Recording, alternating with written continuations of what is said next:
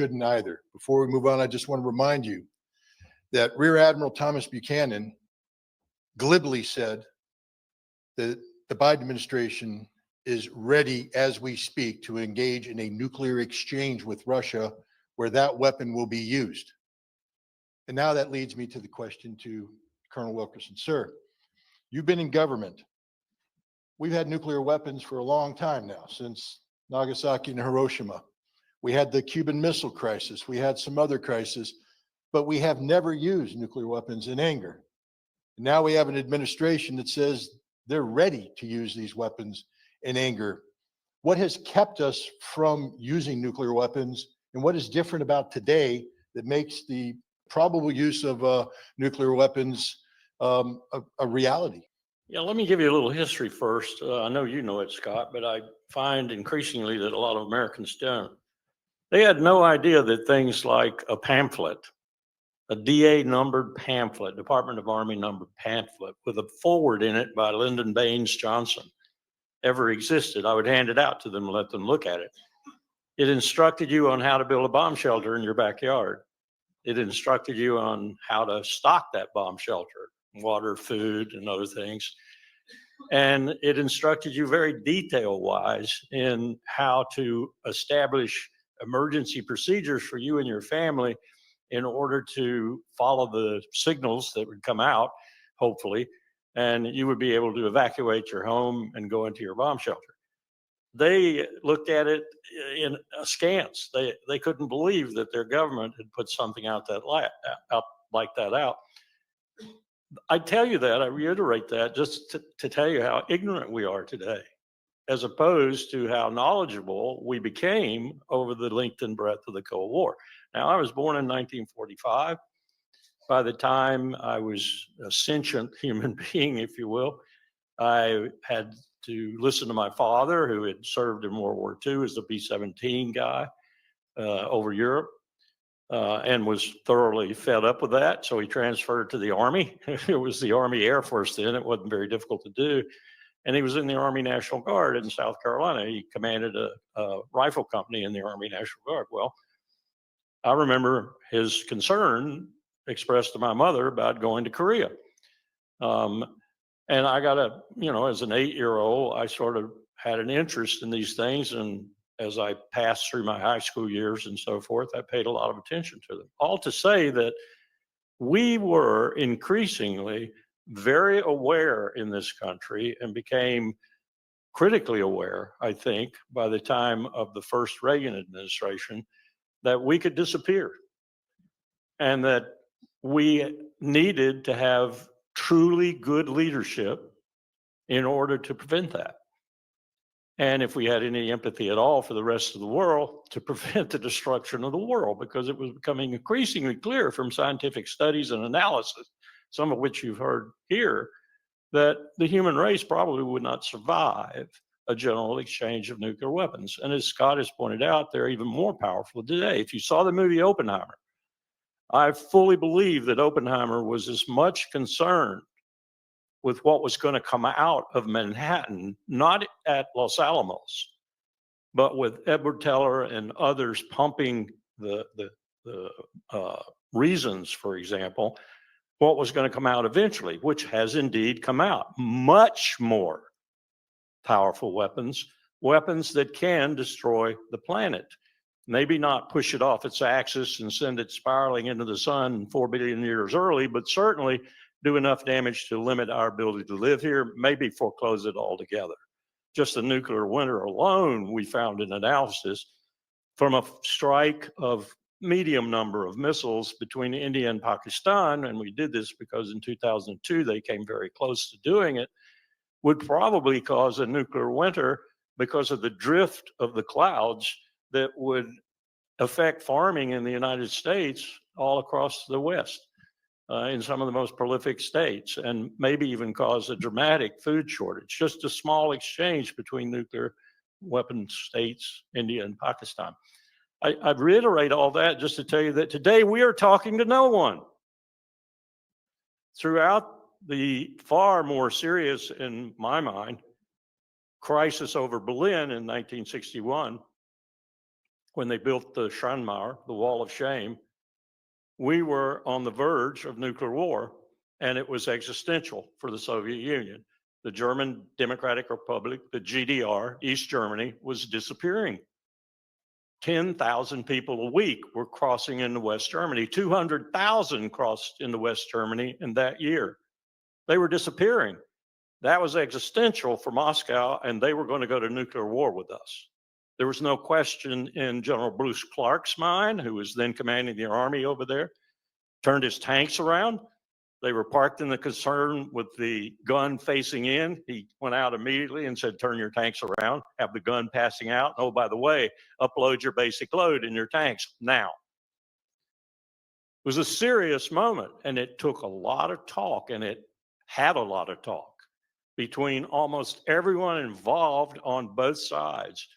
And what we finally agreed to do, and the archives are finally reflecting this in some respects, you can find them at the George Washington University National Archives group, we actually acquiesced in the building of the wall. And when I say acquiesced, we didn't help, we didn't pour concrete or put wire up, but that 140, 150 kilometer eventual wall, we just stood and watched it go up. We didn't do anything about it because we knew that was the only solution to the problem. So when Ronald Reagan went and said, Mr. Gorbachev, tear down that wall, he was telling him to tear down the wall we helped him build. We knew we had to do that.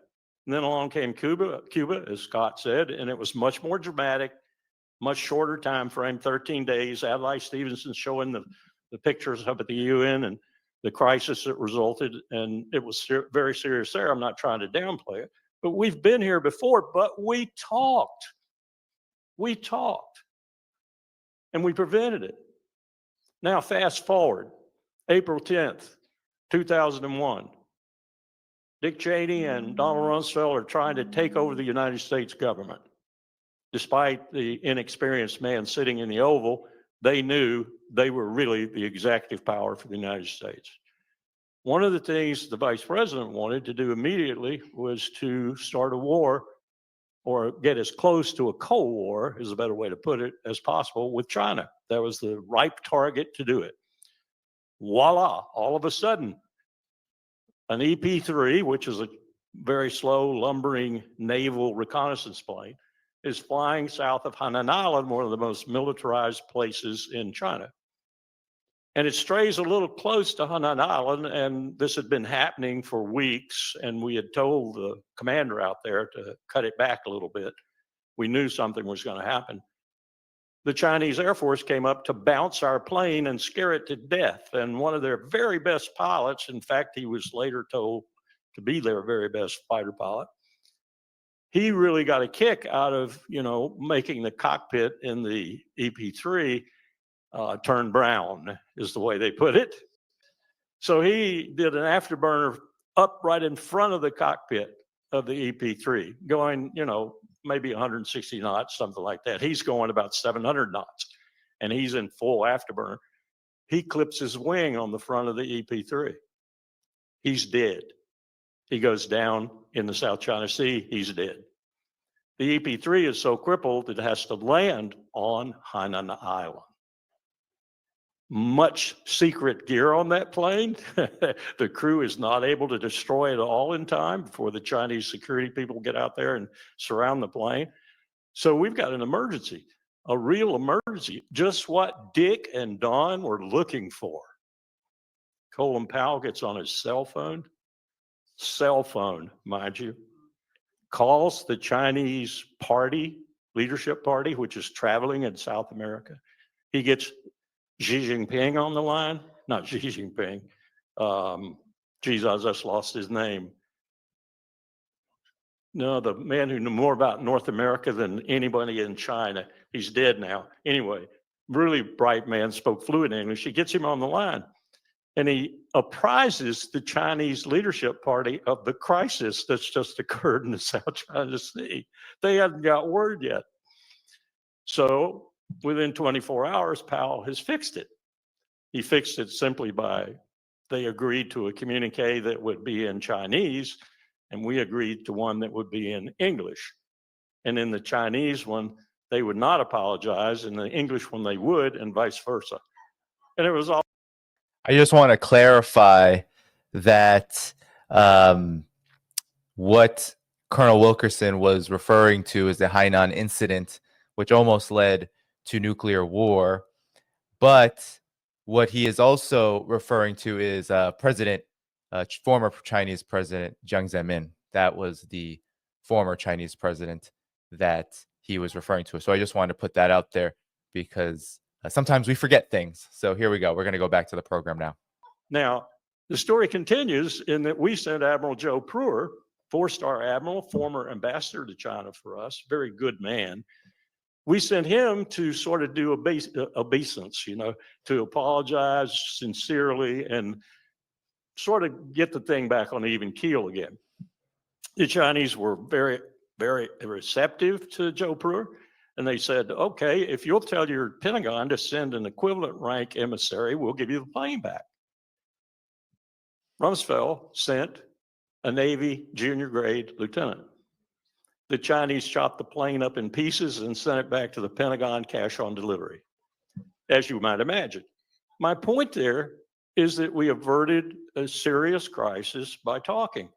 Later, George Tenet would come over and chew on Powell for about 5 minutes in his office for using his cell phone to talk to diplomats across the world. Powell let him chew for a moment and then said, get out of here, George.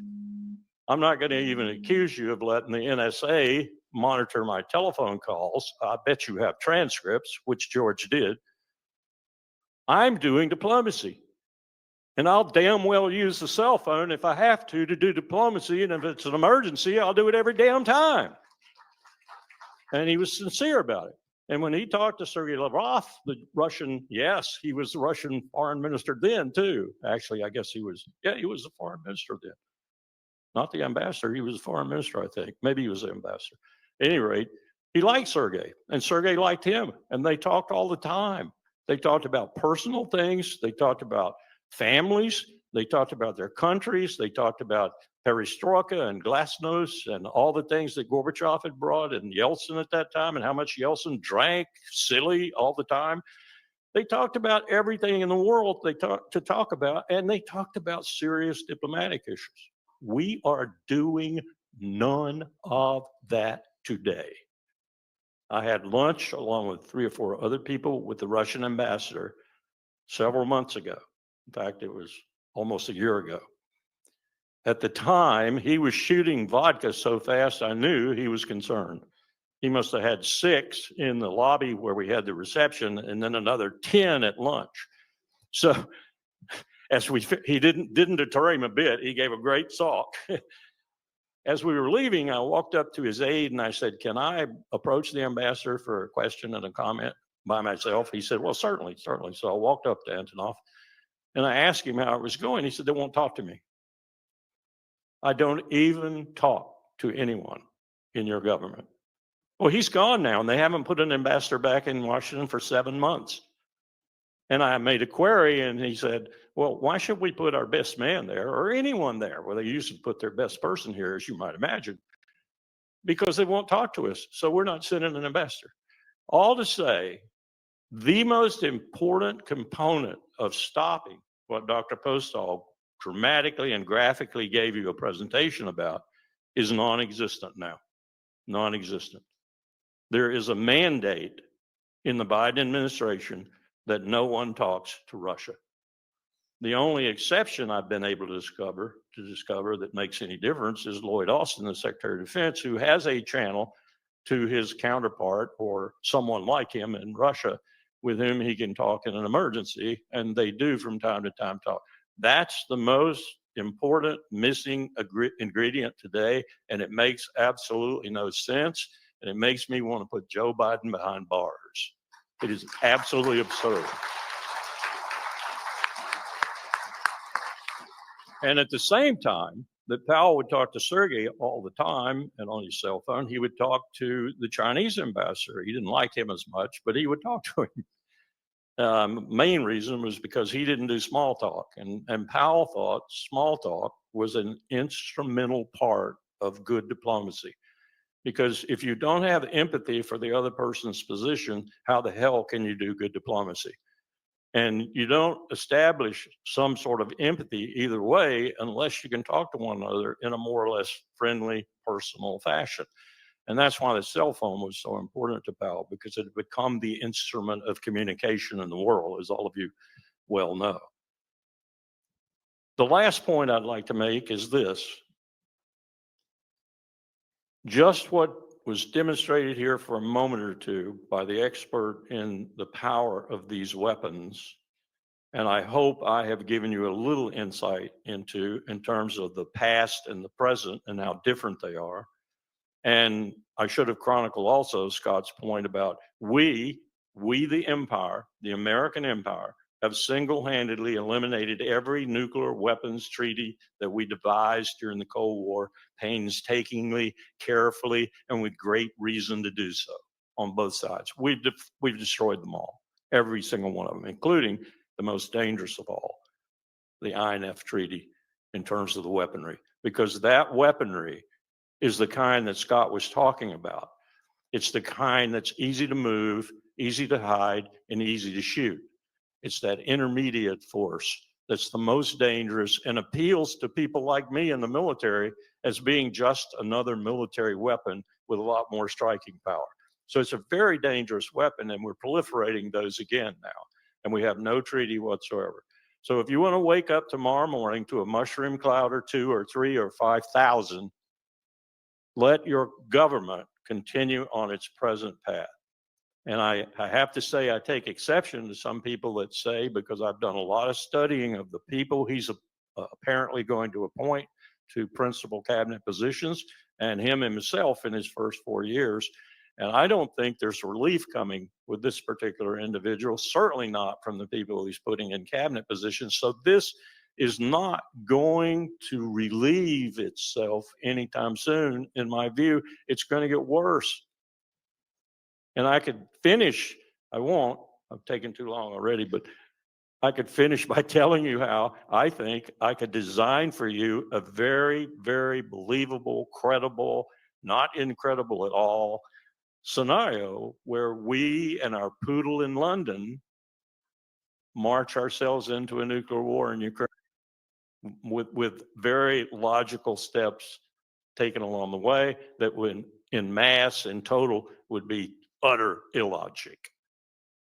The one thing that's mitigating against that right now, I should say militating against it, is what I really predicted about 6 or 7 months ago. NATO's fallen apart. If you've checked Germany lately,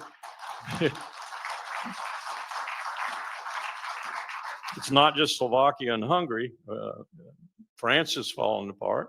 I doubt Macron is going to survive, and it's going to be interesting to see what happens, how they consolidate any kind of government. France always has a problem with that, especially when this sort of situation occurs, because they don't have the kind of constitutional fabric to push this situation into a place where they can fix it. They just have to fix it some way.